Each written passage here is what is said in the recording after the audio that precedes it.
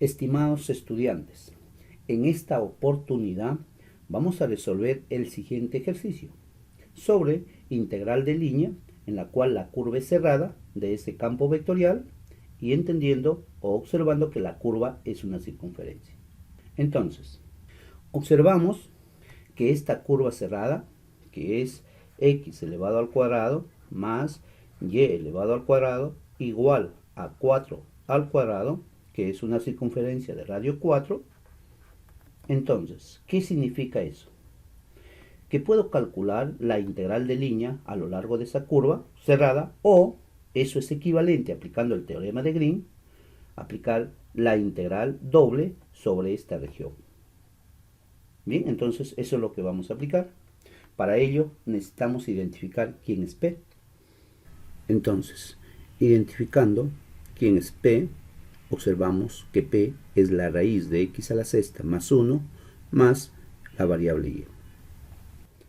La componente Q sería igual a e elevado a la y al cuadrado menos x. Según el teorema, necesitamos derivar P respecto a y. Y si derivamos P respecto a y, la primera componente no depende de y, es 0. Y, al derivarlo respecto a y, eso es 1. Luego, derivemos Q respecto a x. Vemos que la primera, en este caso expresión, no depende de x, por lo tanto, eso es 0, menos la derivar x respecto a x, eso es menos 1. Luego, observamos que de estas dos derivadas necesitamos restarlo. Eso quiere decir que necesito la derivada de Q respecto a x menos la derivada de P respecto a y. Y eso resulta, ¿cuánto? Q es menos 1 sería menos 2. Luego vamos a aplicar la fórmula del teorema de Green. Entonces, la integral de línea sobre esa curva cerrada de ese campo que es P diferencial de x más Q diferencial de y sería igual a calcular la integral doble sobre esa región R de la diferencia. ¿Quién es la diferencia? Menos 2. Diferencial de R. Ahora, vemos que la región es una circunferencia de radio 4.